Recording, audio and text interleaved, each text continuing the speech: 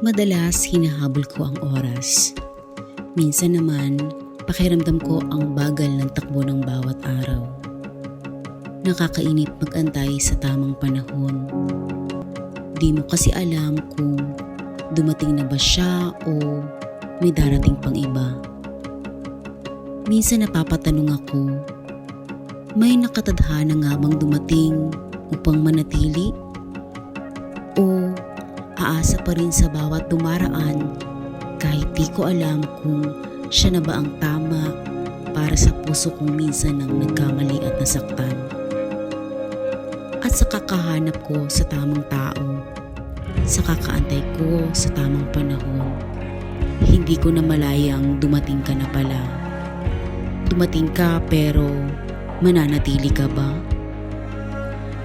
May mga bagay na puso lamang ang tunay na makapagsasabi.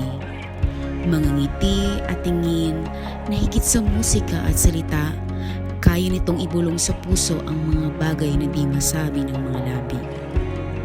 Hindi madali ang maghintay. Hindi madali ang bumangon. Subalit pinatunayan mong wagas ang iyong pag-ibig dahil sa kabila ng lahat, ako pa rin ang iyong pinili. At sa piling ko, ikaw ay mananatili. Mula ngayon tatakbo muli ang oras. Pero di tulad ng dati, ang bawat minuto ay puno na ng pagkasabik. Ang maisip na ibigin ka, makasama ka habang buhay, ay katuparan ng matagal ko ng hiling sa langit.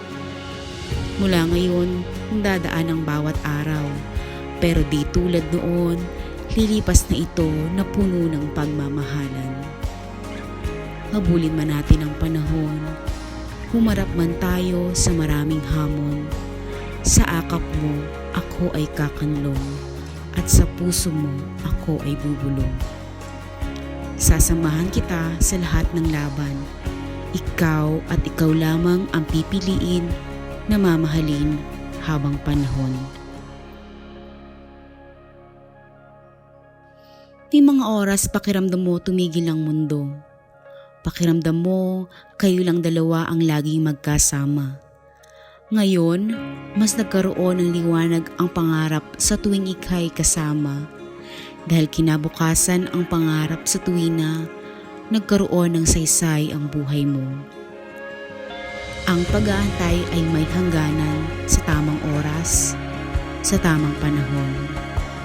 Dahil alam mong nasa tamang tao ka, tinadhana kayo ng Diyos sa hirap man o ginhawa. Sigurado ka na malalampasan mo ang lahat ng mga ito at hindi ka mag-aalala kung ano man ang kahinatnan ng mundo. Dahil kasama mo siya, alam mong magiging mapayapa ka kahit anong bagyo, pandemya man o gulo. Nakahanda ang buhay niyo para sa Diyos at sa mahal mo.